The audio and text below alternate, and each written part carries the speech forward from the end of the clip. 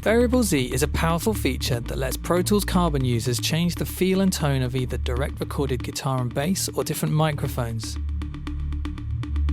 This lets you truly experience the feel and vibe of a sound or mood you're striving to achieve. Back in 2009, Avid released 11 Rack, a versatile guitar-centric USB interface.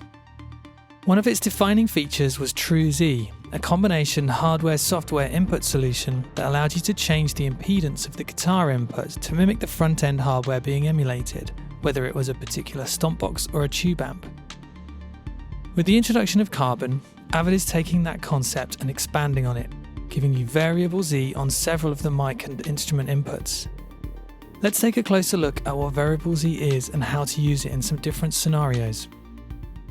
Variable Z lets you change the impedance of the instrument inputs on the front panel or mic inputs 5 to 8 on the rear panel, depending on what your input or processing needs are. This is achieved with switchable resistive loads on these physical inputs. The front panel instrument inputs have 5 different color-coded settings. There's 1 megaohm white, 230 kiloohms cyan, 90 kiloohms blue, 72 kiloohms violet, and 32 kiloohms fuchsia. These affect the tone and feel, matching the impedances of different guitar amps and effects hardware.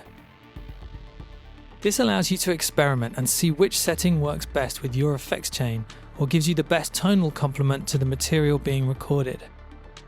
As a guide, the tones at higher settings are brighter with a little more level, and get progressively darker at the lower value settings.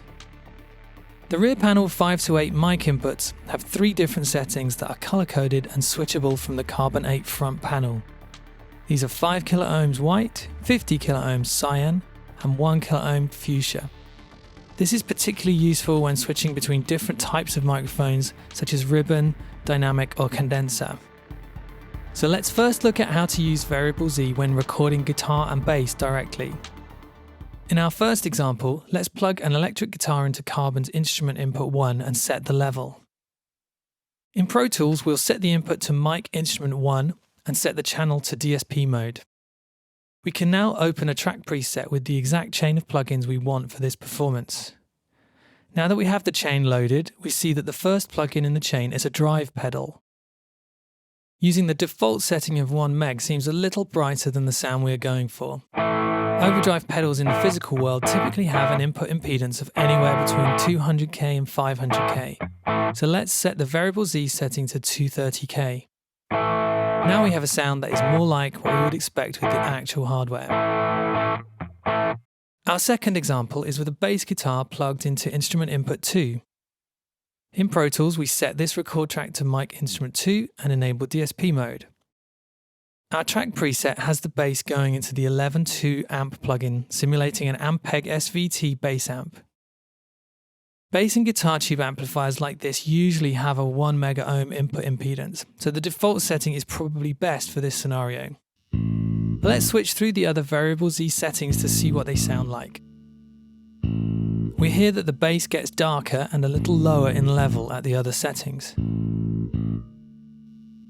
This might work in some instances, but for what we're looking for, the original value of 1 meg is a much better choice. Now let's see how you can use variable Z when recording with microphones. In this example, we have a pair of Royer R10 ribbon microphones that we are going to use to record some percussion in stereo. The mics are connected to mic inputs 5 and 6 on the back panel of the Carbon interface. We can link their controls together from the front panel, so making any changes affects both channels. On the stereo track in Pro Tools, we have mic 5-6 selected and DSP mode enabled to give us the lowest monitoring latency when recording.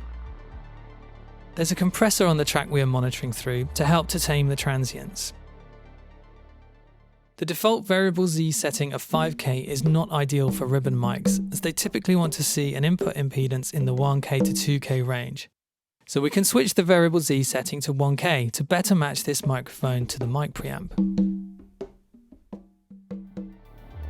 You can see from these examples how powerful variable Z is at creating the best possible sound and feel to keep performers at the center of the creative process. For more information and other videos, visit the Pro Tools Carbon page on avid.com.